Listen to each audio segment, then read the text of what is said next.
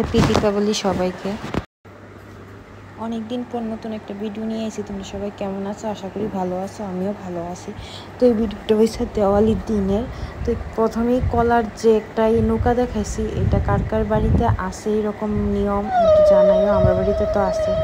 এরপরে রেডি কইরা সব কিছু প্রদীপ রেডি কইরা এদিকে এখন যেহেতু কার্তিক মাস, দামোদর মাস, তো আমরা না প্রায় সবাই তুলসী গাছের নিচে প্রদীপ জ্বালা, তারপর সন্ধ্যা দিয়ে দিলাম।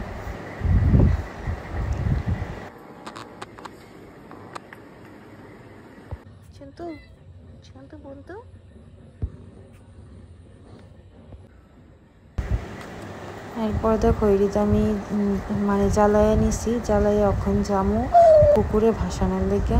তার দেখো কি অন্ধকার, আইলাম আমি আর শাশুড়ি মা মিল্লা, আমরা দুজনে মিল্লা আয় পড়লাম এটা ভাসানোর লেগে। তো সবার আগে আমি ভাসাইছি, তারপরে তো অন্যরাও আয়া ভাসাইছে।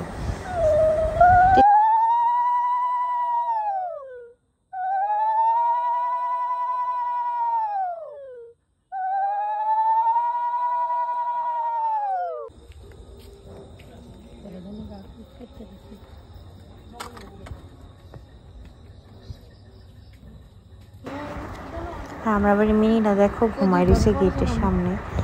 আর এদিকে নতুন গোলাপ ফুলের একটা চারা আনছিলাম, তো এটার মধ্যে একটা ছোট্ট একটা গোলাপ ফুলের একটা কলি আইছে। আর কলার মধ্যেও শৈলতা দিয়ে সেরা মানে কাপড়ের টুকরো দিয়ে শৈলতা বানাইয়া দিতে লাগে। আমরা তো আছে, কার কার আছে কিনাই জানি না, তো আমি দিয়ে দিলাম ধরাইয়া। এরপর চা করলাম কইরা শ্বশুর মশাইরে শাশুড়ি মারে চা দিয়ে দিলাম। এরপর চা দিয়া আমি আমার কাছে লেগে গেলাম গা, প্রদীপগুলা সবগুলা ধরাইলাম, ধরাইয়া এক একটা কইরা মানে যেখানে যেখানে দেওয়ার দিয়ে দিতেছিলাম। তো তোমরাও দেখো আমি মানে যেভাবে দিলাম কেমন লাগতেছে পুরোটা বাড়ি।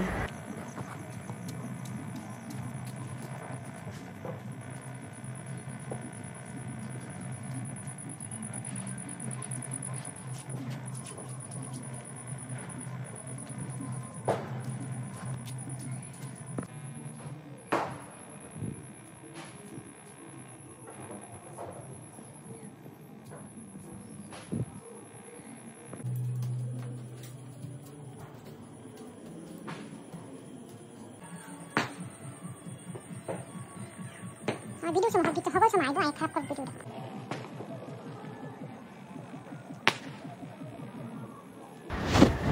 তো আমি আমার মতন করে প্রদীপ জ্বলাইছি যতটুকু আসতো বা যতটুকু পারছি। তারপরে দিয়ে বাজি টাজি ফুটাইলাম।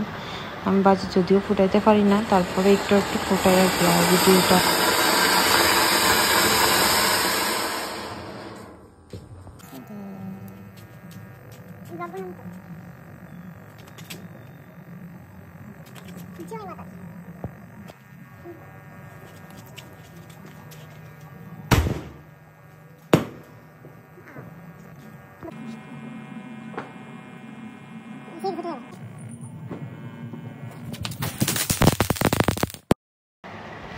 ভিডিওটা ভালো লাগলে লাইক করো, কমেন্ট করো আর ফলো করে দিও। ভিডিওটা এখানেই শেষ করতেছি।